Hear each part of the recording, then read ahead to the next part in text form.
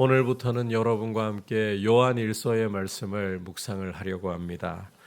이 요한일서는 이 책의 제목에서부터 여러분께서 보실 수 있듯이 예수님의 12 제자 중에 한 분이었던 사도 요한이 쓴 편지입니다.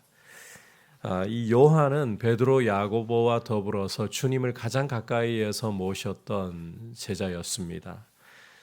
높은 산에 올라가서 주님이 기도하시다가 변화되시는 장면을, 그리고 하늘로부터 모세와 엘리야가 내려와서 주님과 대화하는 장면을 눈으로 직접 목격을 하고, 빛난 구름이 산을 뒤덮고 그 가운데에서 하나님의 음성이 들릴 때에 그 음성을 육성으로 직접 듣기도 했던 사람.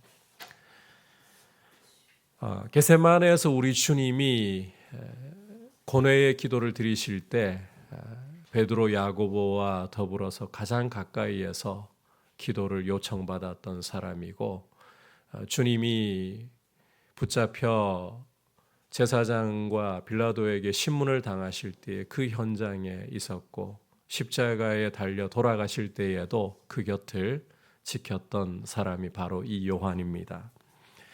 요한복음에서는 자신을 가리켜서 주께서 사랑하시는 제자라고 묘사할 정도로 주님의 품에 기대어서 떡을 뗄 정도로 주님 가까이 있었던 바로 이 사람이 쓴 편지가 이 요한일서라는 것입니다. 성경을 우리가 제대로 이해하기 위해서는 성경이 기록된 배경을 아는 것이 크게 도움이 됩니다. 특별히 이 기록 목적이 무엇인가? 성경 가운데서도 우리가 묵상하려고 하는 책의 기록 목적이 무엇인가? 그걸 아는 게 그 책에 대한 이해에 큰 도움이 된다는 거예요.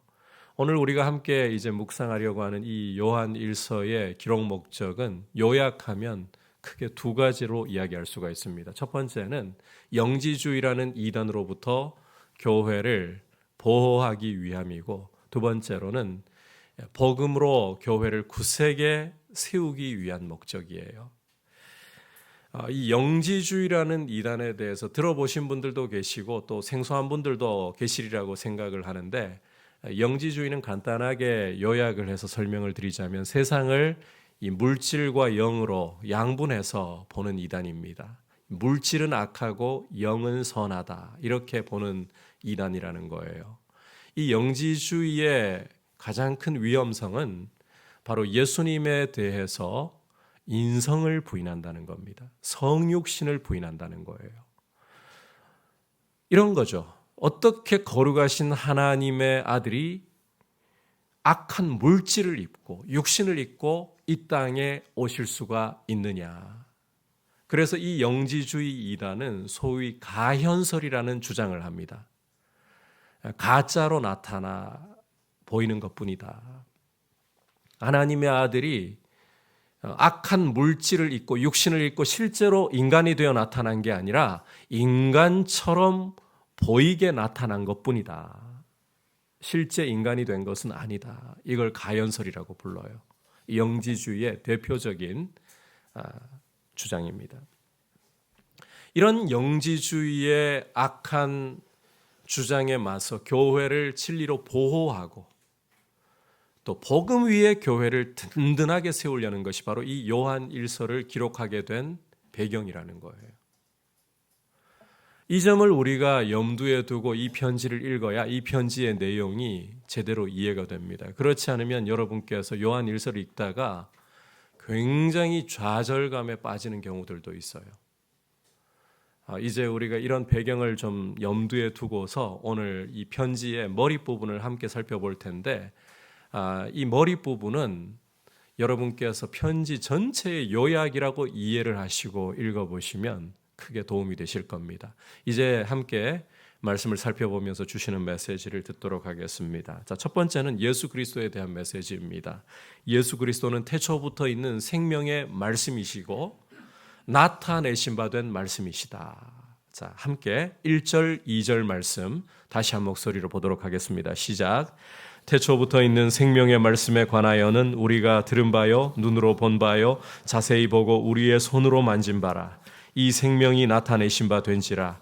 이 영원한 생명을 우리가 보았고 증언하여 너희에게 전하노니 이는 아버지와 함께 계시다가 우리에게 나타내신 바 된 이시니라.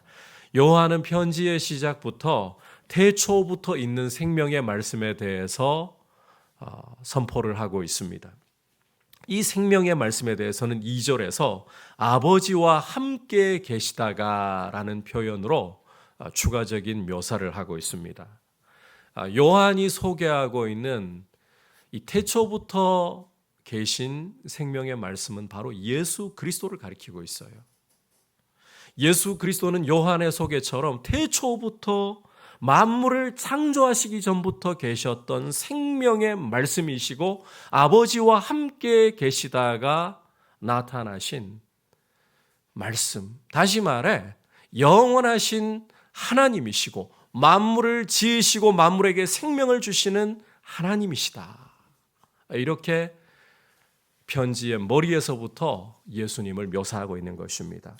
자, 주목할 것은 이 예수 그리스도께서 우리가 들은 바이고 눈으로 본 바이고 자세히 보고 우리가 손으로 만진 바가 되셨다라고 묘사를 한다는 점이에요. 영원하신 하나님이신 분이 우리의 눈으로 볼 수 있도록, 우리의 귀로 그분의 음성을 들을 수 있도록, 우리의 손으로 만질 수 있도록 되셨다. 자, 그렇다면 어떻게 이 영원한 하나님을 보고 귀로 듣고 손으로 만질 수 있게 된 것인가? 자, 2절을 여러분께서 다시 주목을 해보시면 요한은 2차례나 이 생명이신 말씀 예수 그리스도께서 나타내신 바 되셨다라고 표현하는 것을 볼 수가 있습니다. 자, 여기서 나타내신 바 되셨다. 우리말도 수동태로 번역이 되어 있는데 이걸 조금 어려운 용어로 신적 수동태라고 불러요. 다시 말해 하나님께서 예수 그리스도를 직접 나타내셨다라는 이야기를 하고 있는 것입니다. 태초부터 계셨고 영원한 생명이시며 하나님 아버지와 함께 계시던 말씀이신 하나님이 하나님의 아들이 나타내신 바 되셨어요. 하나님 아버지께서 그를 우리에게 나타내신 거예요. 다시 말해 귀로 들을 수 있도록, 우리의 눈으로 볼 수 있도록, 우리의 손으로 만질 수 있도록, 우리와 똑같은 육신을 입고 사람이 되도록 나타내셨다는 것입니다. 그저 사람이 된 것처럼 보이는 정도가 아니라 문자 그대로 우리와 같은 육신을 입으시고 사람이 되어서 이 땅에 오셨다는 것입니다. 자, 여러분, 요한이 편지를 시작하면서부터 예수님에 대해서 이렇게 성육신하신 사실, 우리와 동일한 인간이 되어서 이 땅에 오신 사실을 이 편지의 머리에서부터 강조하고 있는 이유가 무엇일까요? 여러분께서 성경의 편지들을 읽어보시면 바울의 편지들이나 베드로의 편지나 유다의 편지나 이 편지 머리 대부분은 거의 98%는 문안 인사로 시작을 하고 있습니다. 그런데 요한은 문안 인사를 시작하기도 전에 예수 그리스도께서 우리와 동일한 사람이 되어서 육신을 입고 오신 이 사실로 편지의 머리를 장식을 하고 있어요. 펜을 들면서부터 이 사실을 강조하고 있어요. 왜 이렇게까지 예수님이 우리와 똑같은 사람으로 오신 사실을 강조하는 것인가? 앞서 여러분들에게 이 요한일서가 무엇에 맞서 교회를 보호하기 위함이라고 했습니까? 영지주의라는 이단. 자, 이 영지주의라는 이단이 주장하는 핵심 주장이 뭐라고 그랬습니까? 물질은 악하고 영은 선한 것이라고 주장을 하는데 하나님의 아들께서, 거룩하신 하나님의 아들께서 어떻게 악한 물질을 입고 육신을 입고 이 땅에 오실 수가 있겠느냐. 그래서 사람이 된 것처럼 보일 뿐이다. 이걸 소위 가현설이라고 했었죠. 이걸 주장한다고 했어요. 바로 이런 이단적인 주장에 맞서서 교회를 지키기 위해, 교회를 진리로 보호하기 위해 요한은 이 편지의 머리에서부터 예수님이 누구이신가? 그는 영원하신 하나님의 아들이시면서도 우리와 동일한 사람이 되어서 오신 분이시다. 이걸 강조하고 있는 거예요. 여러분, 복음이 다른 종교들과 다른 종교의 가르침과 차별적이고 유일하게 구원을 줄 수 있는 이유가 무엇이라고 생각하십니까? 그 전에 이 종교이든 저 종교이든 어떠하리, 어떤 종교든 믿고 보면 결국 구원에 이르는 거 아닌가? 이 길로 가든지 저 길로 가든지 무슨 상관이야? 결국 목적지에 이르기만 하면 그만인 것 아닌가? 여러분, 이렇게 주장하는 것을 소위 종교다원주의라고 부릅니다. 현대에 와서는 포스트 모더니즘이라는 것이 크게 영향력을 끼치고 있습니다. 용어가 좀 어려운데 이 포스트 모더니즘이라는 것이 주장하는 것 중에 상대주의, 이 절대주의를 배격하고 상대주의를 주장합니다. 탈권위를 주장합니다. 그러다 보니까 이 종교든 저 종교든 서로 사랑하고 관용하는 게 중요하지. 이걸 원해요.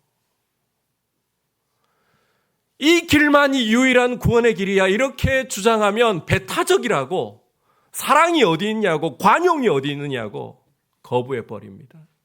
이 상대주의예요. 오직 성경의 복음만이 유일한 길이라고 하는 것을 권위주의라고 배격을 해버립니다. 탈권위를 주장하는 거예요.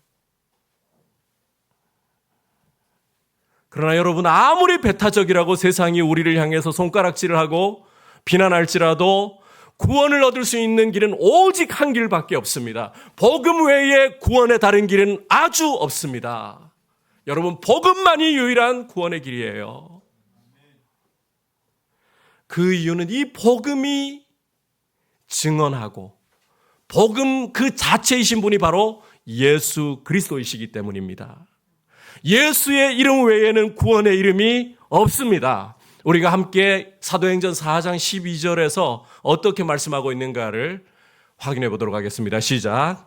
다른 이로서는 구원을 얻을 수 없나니 천하 사람 중에 구원을 받을 만한 다른 이름을 우리에게 주신 일이 없음이라. 하나님은 다른 구원의 이름을 우리에게 주신 일이 없습니다. 오직 예수 그리스도의 이름만이 유일한 구원의 길이고 구원의 이름입니다. 이 예수 그리스도를 믿음으로서만 구원받을 수 있고 영원한 생명을 얻을 수가 있는 거예요. 따라서 예수 그리스도에 대한 진리는 결코 타협하거나 훼손될 수가 없는 진리입니다. 이 복음이 타협하기 시작하잖아요. 더 이상 복음이 아니에요. 변질된 복음은 복음이 아니에요. 예수 그리스도에 대한 진리가 훼손이 되기 시작한다면 그것은 더 이상 복음이 아니고 구원의 길이 될 수가 없는 거예요. 그 중에서도 이 예수 그리스도에 대한 진리 가운데서도 특별히 이 성육신에 대한 진리야말로 복음의 핵심 중의 핵심이라고 할 수 있습니다. 다시 말해 영원하신 하나님의 말씀이시고 하나님의 아들이신 분이 우리와 동일하게 육신을 입고 이 땅에 오셨다. 이것이 복음의 핵심 중의 핵심이에요. 그분이 우리와 다른 것이 있다면 동정녀 마리아에게서 성령으로 잉태되어 나셨기 때문에 죄가 없으시다. 그 외에는 그분이 100% 완전한 하나님이시며 동시에 100% 우리와 동일한 사람이시라는 거예요. 우리의 머리로는 이해할 수 없는 신비. 100% 완전한 하나님이시면서도 100% 완전한 사람. 그분 예수 그리스도이십니다. 이 진리는 결코 훼손되어서는 안 되는 거예요. 그렇다면 여러분, 마귀가 가장 강력하게 공격하는 것이 무엇이겠습니까? 바로 이 예수 그리스도에 대한 진리입니다. 이것을 공격해서 훼손하면 교회는 더 이상 교회답지 못하게 됩니다. 복음은 복음으로서의 가치를 잃어버리게 됩니다. 따라서 이 진리를 지켜내야 되는 거예요. 그러니까 요한이 이 편지의 머리에서부터 이미 이 영지주의 이단이 교회 안으로 파고들어서 예수 그리스도의 성육신을 부정하고 있기 때문에 편지의 머리에서부터 바로 이 진리를 강조하면서 이 진리를 되새기라. 이 진리는 결코 타협할 수 없는 교회를 교회되게 하고 복음을 복음되게 하는 유일한 진리이다. 여러분, 예수님을 믿는 것에 대해서 굉장히 적대적이고 노골적인 사람은 이런 말을 하기도 합니다. 예수가 밥 먹여주나? 그런데 그게 복음을 노골적으로 반대하는 사람들만 그렇게 말하는 것이 아니라 교회 안에서 이미 예수 그리스도를 믿고 있는 우리 가운데서도 무의식적으로 그와 유사한 생각을 하고 있습니다. 예수님에 대한 이 성육신에 대한 교리가, 이 복음의 진리가 내 실생활에 정말 무슨 유익이 있을까? 이것이 내 삶에 무슨 영향력을 끼치고 있을까? 무의식 가운데 우리는 이 복음의 진리가 우리 삶과 무관하게 느껴질 때가 종종 있곤 합니다.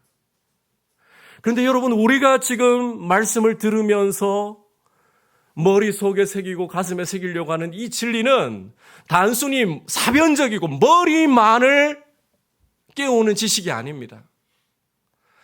예수 그리스도께서 우리와 동일한 사람이 되어 오셨다. 이것이야말로 교회를 교회되게 하고 진리를 진리되게 하는 정말 중요하고 핵심적인 가르침이다. 우리 삶을 변화시키는 가르침이다. 영지주의는요, 삶은 상관없어요. 영적인 지식이 중요할 뿐이에요. 삶이야 어떠하든. 그러나 우리의 이 복음은 머릿속 지식이 아닙니다. 그리스도께서 사람이 되어 오셨다. 이것은 우리 삶을 변혁시키는 말씀이에요. 여러분, 이번에 우리 피움 키움 젊은이들과 함께 치앙라이의 단기 선교를 다녀왔습니다. 여러분들께서 함께 기도해 주시고 적극적으로 후원을 해 주셔가지고 돈 걱정 없이 우리 젊은이들이 잘 다녀올 수 있었어요. 못 간 청년들은 이 연차를 내기가 어려워서 그게 좀 안타깝고 아쉬웠을 뿐이지, 물질적으로는 정말 부족함이 없도록 주님이 여러분들을 통해서 채워주셨고 또 여러분들의 기도 가운데 참 은혜롭게 잘 다녀왔습니다. 이번에 좀 이렇게 다녀오면서 어떤 생각이 드는가 하면 우리 성도님들 전부가 한 분도 빠짐없이 다 한번 이렇게 선교의 현장으로 좀 나가보셨으면 좋겠다 하는 생각이 들어요. 여러분들께서도 한번 기도하시면서 다음번에는 나도 주님, 나도 보내주세요. 좀 그렇게 하셨으면 좋겠어요. 이번에 이 현장에 나가서 보고 듣는 것이 참 중요한 것이, 여러분 지금 제가 이 복음의 역사에 대해서 이야기를 드리려고 하는 건데, 이 복음의 지식이라는 게 영지주의자들은 머릿속 지식이 전부예요. 근데 이 복음의 지식이라는 것은 정말 삶을 변형시킨다는 것이 태국에서 선교사님의 이야기를 들으면서 더 크게 피부로 와닿았습니다. 우리가 산족 마을을 방문을 했어요. 이 산족은 아카족이라든지 카렌족이라든지 여러 소수 민족들이 있는데요. 산족 가운데 태국에서는 개 취급을 받습니다. 태국은 아직까지 왕정 사회이고 계급 문화가 살아 있어요. 그래서 아무리 똑똑하고 아무리 잘나도요, 태국 사람들에게 이 소수 민족들은 지금도 개 취급을 당해요. 대학을 나와도 일을 할 수가 없어서 결국 다시 산족으로 돌아갑니다. 그리고 이 태국 내에서의 문화에 대한 이야기를 들으면서 한 가지 충격이었던 게, 우리가 산족 마을 방문해 가지고 그곳에 아이들을 섬기려고 준비를 해갔거든요. 근데 아이들만이 아니라 마을 잔치가 다 되어버렸어요. 호떡을 굽는데 어떤 아주머니는 오셔가지고 우리는 호떡 2개 먹고 3개째 가면 막 이게 니글거려가지고 체하잖아요. 저는 그렇더라고요. 그런데 이 처음 먹어보는 호떡이 얼마나 맛있었던지 어떤 아주머니는 이야기 들어보니까 10개를 그냥 그 자리에서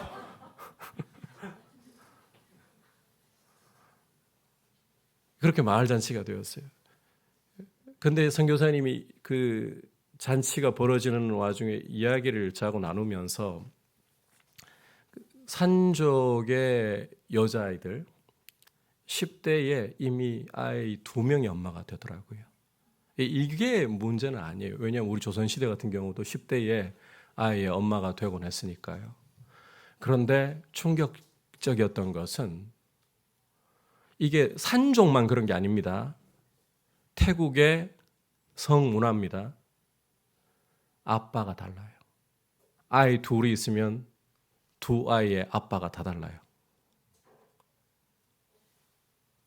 여러분, 이 태국이라는 땅은 복음이 1%밖에 아직까지 1%라는 것도 기독교만이 아니에요. 그 안에 가톨릭, 이단 다 포함이 된 수치예요. 불교가 그것도 사이비 불교가 그 땅을 지배하고 있어요. 결혼이라는 개념이 우리하고 다른 거예요. 가족이라는 개념이 우리하고 다른 거예요.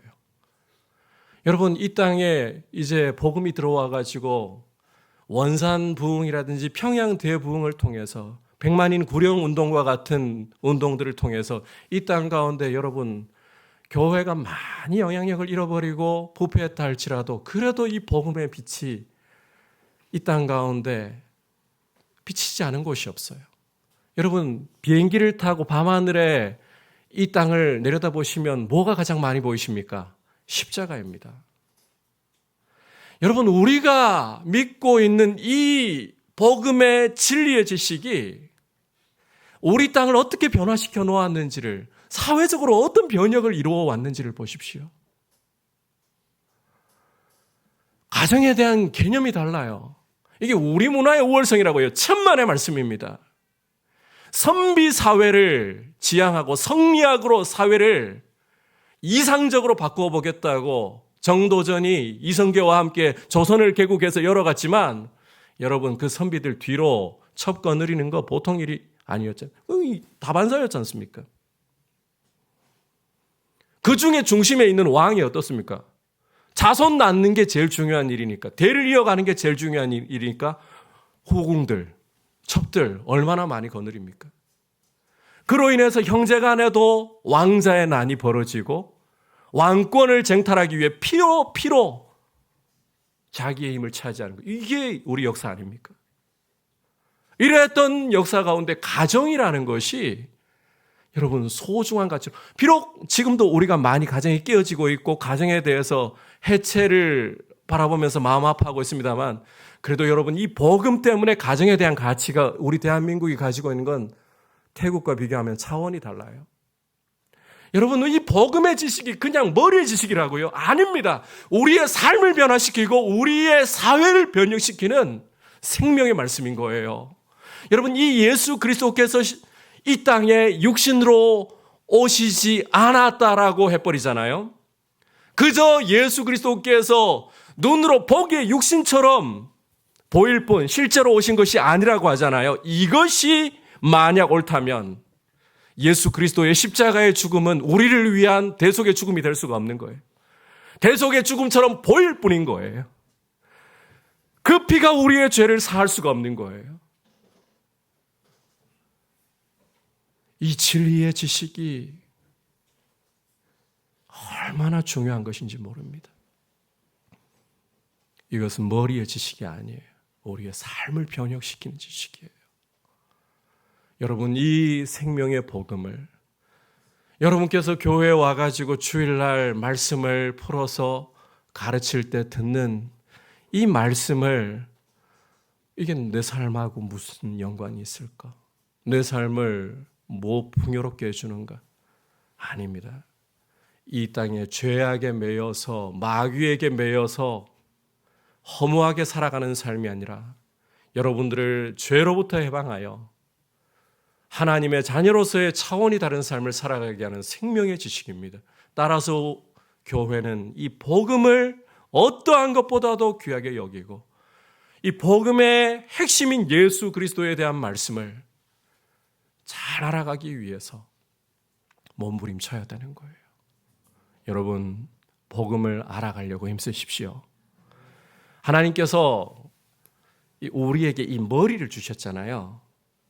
이 머리는 그냥 놔두면 자꾸 녹슬어요. 저는 이 자리에 젊은이들에게 이야기를 드리고 있는 것만이 아닙니다. 연세 드신 분들도 마찬가지입니다. 젊은이들은 이 두뇌 활동이 세포 분열이 왕성하니까 빠르고 더 왕성해서 배우기에 좋은 건 맞아요. 그러나 연세가 들어도요, 이 머리를 계속해서 사용하시잖아요. 젊은이 이상으로 경험이 쌓여온 게 있기 때문에 이 머리가 젊은이들에게 딸린다고 생각하시면 안 돼요. 다른 방향으로 더 뛰어나실 수가 있어요. 주식회사 장성군이라는 책이 있습니다. 요즘은 아마 모르시는 분들이 더 많으시리라고 생각하는데 전라남도의 장성이라는 이름도 알려지지 않았던 한 군의 군수가 부임을 하면서 그분이 믿는 분인지 아닌지는 모르겠어요. 이 이름도 없고 대한민국의 골짜기에 불과한 이 군을 한번 바꾸어 보자. 그래서 명사들을 군의 강사로 초청을 하기 시작했습니다. 군민들에게 세미나실을 하나 만들어 가지고는 일주일에 한 번씩 이 대한민국의 내로라 할 명사들을 초대해 가지고 계속해서 가르치는 거예요. 처음에 군민들이 제대로 배우긴 하겠습니까? 그런데 이걸 포기하지 않고 군수가 밀어붙이는 거예요. 그러면서 나중에는 수년이 지나고 난 후에는 어떻게 바뀌어갔는가 하면 70대 할아버지가 노트에 펜을 들고서 이 명사들이 와서 각 분야의 전문인들이 와가지고 전하는 지식을요, 노트하기 시작하고 심지어 이 전자학에 관련된 질문까지도 던지는 이런 모습으로 이 장성군이 탈바꿈하면서요, 삼성이나 SK 같은 대기업들이 이 땅을 주목했던 굉장히 혁신적인 일이 일어났던 일이 있어요. 우리에게 이 머리를 주신 것은 이 복음으로 하늘의 생명의 지식으로 우리의 삶을 바꾸시기 위해서 이 머리를 쓰라고 주신 것입니다. 여러분, 복음 공부하는 거 안 쉽습니다. 성경을 여러분 공부하는 거 쉽다고요? 목사인 저희도 어렵습니다. 왜? 이것은 사람의 지식이 아니기 때문이에요.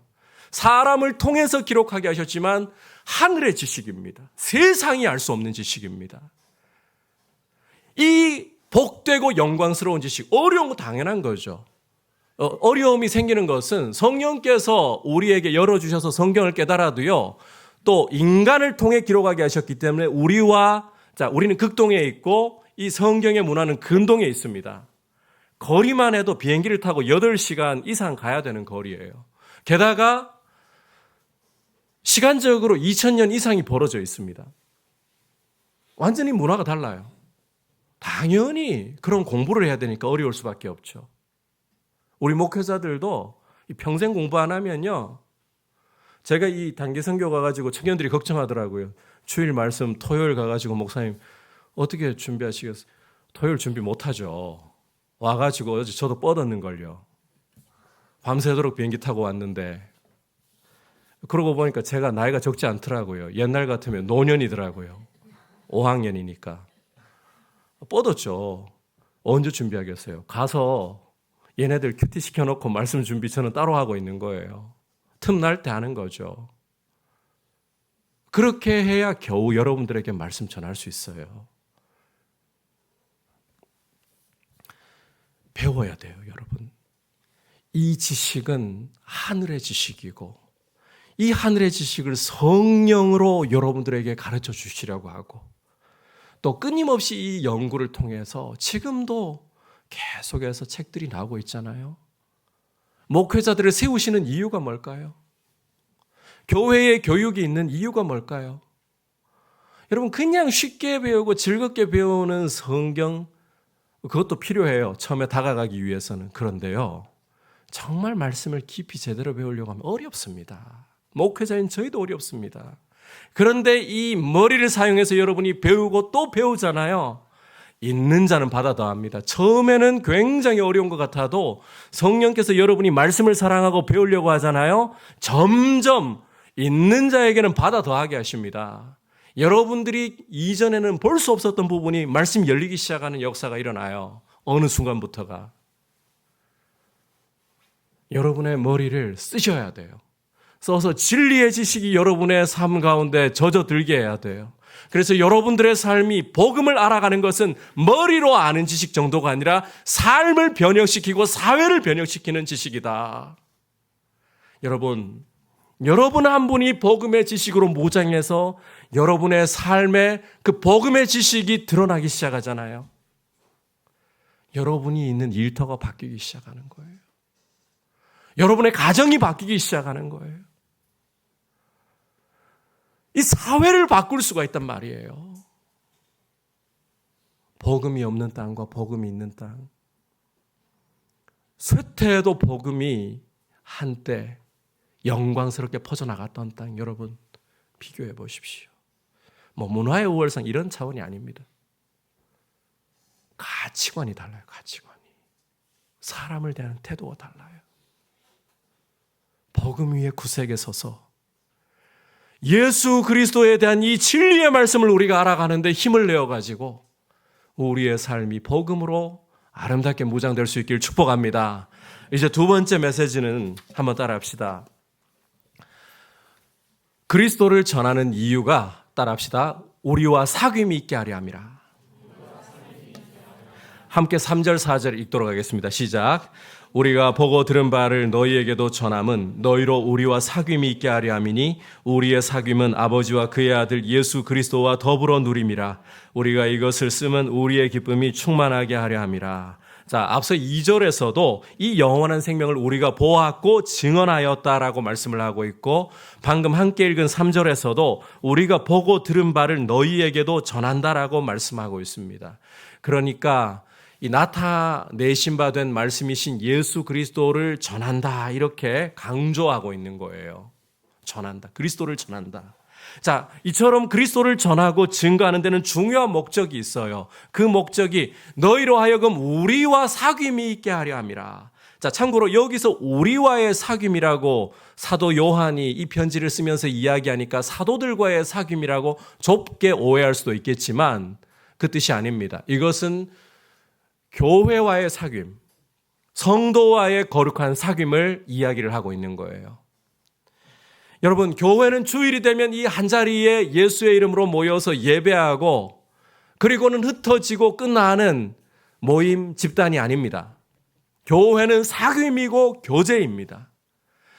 인격적인 만남이 이 예배 가운데 이루어지고 있고 그리고 이 만남을 통해서 이 사귐을 통해서 우리의 삶의 영향력이 흘러가는 사귐이에요. 거룩한 공동체의 사귐인 거예요. 여러분, 이 사귐이라는 게 정말 중요하다. 우리 삶에 영향을 미친다. 이 정말 기억하셔야 할 이야기입니다. 이건 문제가 발생한 교회를 보시면 더 실감나게 피부에 와닿게 이해가 돼요. 저는 어릴 적에 깨어진 교회에서 신앙생활을 했습니다. 그러다 보니까요. 부모님께서 주일 지나고 난 후부터 월요일부터 토요일까지 늘 보이시는 모습이 뭔가 하면 근심이에요. 일을 해도 근심 가운데 하시더라고요. 교회가 깨어져 있으니까 일을 하고 즐거운 일이 있어도 그건 잠시뿐 계속해서 고뇌 가운데 계세요. 교회 일이 머리를 떠나시지 않는 거예요. 그야 목사님 부모님이 지금 장로님이시고 권사님이시고 믿음이 좋으셔서 아니요. 제가 목회를 하면서 다른 경우들을 봐도요. 교회의 예배가 살아있지 못하고 성도들 간에 불협화음이 나고 깨어지는 교회, 한 주간 내내 성도들의 삶이 편하지가 못해요. 근심이 있어요. 반면에 예배가 살아있고 함께 모여서 예배할 때 서로 하나 되려고 힘쓰고 주님을 사랑하려고 힘쓰고 삶의 질이 달라요. 그만큼 우리의 이 사귐, 예수의 이름으로 모여서 함께 예배하면서 이 인격적인 만남을 가지는 이 사귐이 그냥 모였다가 흩어지는 모임 아닙니다. 우리의 삶에 영향력을 끼치는 교제입니다. 사귐입니다. 주목할 것은 이 교회의 사귐은 단순히 우리끼리의 인격적 만남이 아니라는 거예요. 여러분, 오늘 3절에서 요한이 뭐라고 말씀하고 있습니까? 우리의 사귐은 누구와 함께 하는 것이다? 아버지와 그 아들 예수 그리스도께서 함께 하시는 것이다. 우리가 예수의 이름으로 이 자리에 모여서 함께 예배하고 있는 이 순간에 보이지 않지만 하나님 아버지와 그 아들 예수 그리스도께서 성령으로 이 자리에 임재해 계시는 거예요. 여러분, 이 예배 가운데 주님이 임재해 계시는 거예요. 우리가 우리끼리 만나고 있는 것 같지만 이 가운데 주님이 함께 하셔서 우리의 만남을 복주고 계시는 거예요. 그래서 우리의 이 사귐이라는 것은 하나님이 함께 하셔서 인격적인 만남 가운데에서 하늘의 생명으로 우리의 삶을 변화시켜 가게 하시는 만남이다. 주일 드리는 예배가 그런 영광스러운 성격을 갖고 있어요. 성도의 교제 가운데는 그런 영광이 있어요. 여러분, 유대교는 회당 중심으로 성전이 무너지고 난 후에는 회당 중심으로 모였습니다. 바벨론 포로 이후에 그러했고 또 제2성전, 제3성전 그 이후에도 주후 70년에 로마의 디도 장군에 의해서 이 성전이 완전히 잿더미가 되어버리고 폐허가 되어버리고 유대인들은 회당 중심으로 모일 수밖에 없었어요. 이 회당이 성립되려면 유대인 남자 10명이라야 돼요. 남자 10명. 그런데 우리 주님 뭐라고 하셨는가 하면 내 이름으로 두세 사람이 모인 곳에 성별도 필요 없어요. 신분도 필요 없어요. 내 이름으로 두 사람만 모여도 내가 그들 중에 함께 있느니라. 이게 교회입니다. 여러분, 우리 예배는 주님이 함께 하시는 예배. 우리의 모임은 주님이 함께 하시는 모임. 그냥 모였다가 흩어지는 것 같지만 안 그래요. 주님의 이름으로 함께 이 자리에 모여서 예배하고 있잖아요. 인격적인 만남이 일어나고 있는 시간이에요. 여러분, 이 자리에 여러분들끼리도 인격적인 만남이 여러분도 모르는 사이에 일어나고 있어요. 여러분, 한 사람이 주님을 향해 손들고 전심으로 예배하잖아요. 그걸 옆에서 보면서 그 불씨가 옆으로 번져가는 거 여러분들 모르십니까? 도전받잖아요. 어떤 경우는 그렇게 고민하시는 분들이 있어요. 나는 눈물도 안 나요. 손들고 싶은 마음도 안 일어나요. 이런 마음 좀 변화되고 싶어요. 여러분, 그 고민이 뭔가요? 주님이 역사하시기 때문에 그 고민이 일어나는 거죠. 그렇게 되고 싶잖아요. 된 게 중요한 게 아니라 그렇게 되고 싶어하는 소원은 어디서 왔냐는 거예요. 그렇게 인격적인 만남이 일어나고 있어요. 거기에 주님이 일하고 계시는 거예요. 그게 우리의 예배이고 이 예배가 한번 모이는 것 같지만 굉장한 영향력을 끼치고 있는 거예요. 거기에 여러분이 예수의 이름으로 성도의 교제를 나누는 이 위대한 일입니다. 주님이 함께 하시는. 그런데 이 주님이 앞서 어떤 분이라고 했습니까? 태초부터 계신 어떤 말씀이라고 했어요? 생명의 말씀. 그래서 여러분, 교회의 예배는 생명이 있어요. 영원한 생명이 있어요. 그리고 4절을 보시면 우리가 이것을 너희에게 쓰는 것은 우리의 기쁨이 충만하게 하려 함이라. 기쁨이 있어요. 이 생명에는 하늘의 기쁨. 죄수가 되어도 감옥에 갇혀도 흔들 수 없는 기쁨. 죽음조차도 흔들 수 없는 기쁨이 이 교제 안에 있는 거예요. 교회라는 교제 안에 있는 거예요.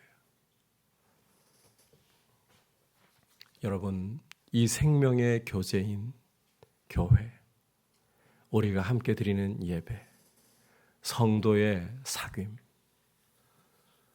얼마나 영광스럽고 복된 만남인가를 여러분이 기억하시기를 바랍니다. 실제 교회가 요즘 세상에게 지탄받고 영향력이 없다 보니까요, 우리 예배의 가치에 대해서, 성도들의 만남의 가치에 대해서 우리가 자신감이 없을 때가 많습니다. 그런데 삶을 변화시키는 만남이고 주님이 함께 하시는 만남이고 이 생명이 있고 기쁨이 있다.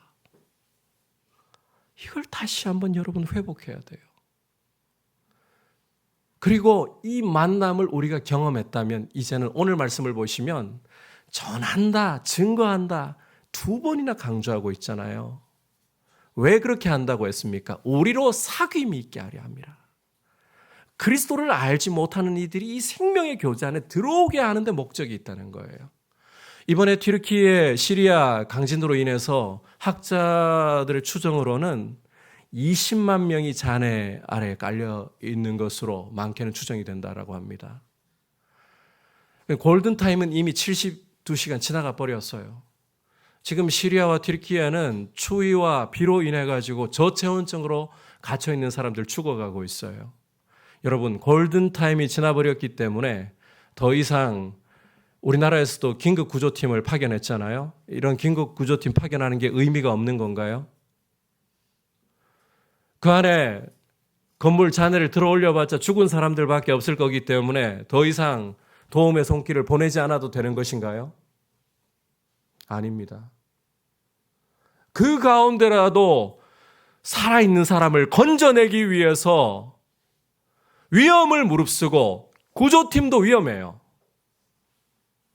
여진이 언제 또 발생할지 모르고 건물 잔해를 들어 올리다가 부상당하거나 죽을 수 있는 위험도 있어요.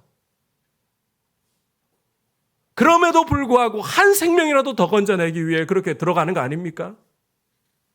시체라도 건져내기 위해서 가는 거 아닙니까?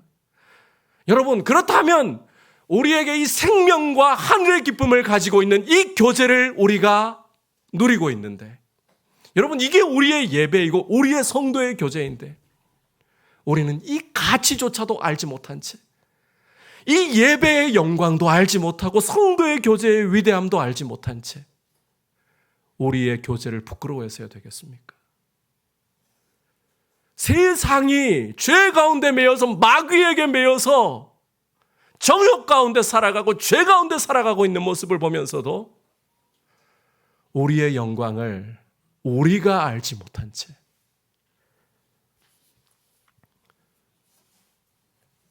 그리스도를 모르는 이들이 우리의 사귐 안으로 들어오는 것을 기대하지도 않은 채 있어서야 되겠습니까? 우리가 이것을 너희에게 전해야 되는 거예요.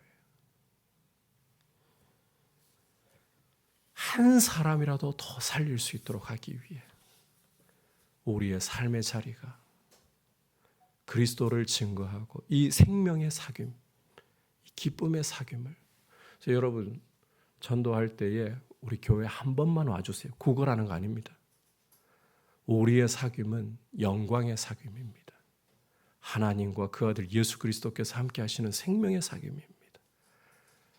죽음도 흔들 수 없는 하늘의 기쁨이 있는 사귐입니다. 이 영광을 우리가 알고 그리스도를 알지 못하는 영혼들이 살아날 수 있도록, 이 생명의 교제 안으로 들어와 살아날 수 있도록 우리의 삶을 통해 그리스도를 전할 수 있는 귀한 은혜의 사람들이 될 수 있기를 주님의 이름으로 축복합니다.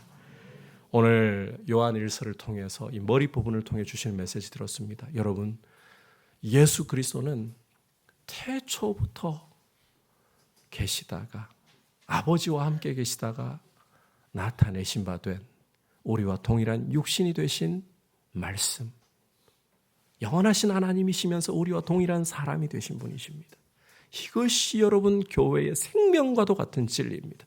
두 번째로 이 그리스도를 증거하는 것은 우리가 누리고 있는 이 사귐, 아버지와 아들이 함께 하시며 생명과 기쁨이 있는 이 사귐에 죄 가운데 있고 어두운 가운데 매여 있는 이들이 들어올 수 있도록 전하기 위함이라는 거 기억하시고, 복음을 위한 삶이 될 수 있기를 축복합니다. 이제 말씀을 생각하면서 함께 304장 같이 주님께 고백드리도록 하겠습니다.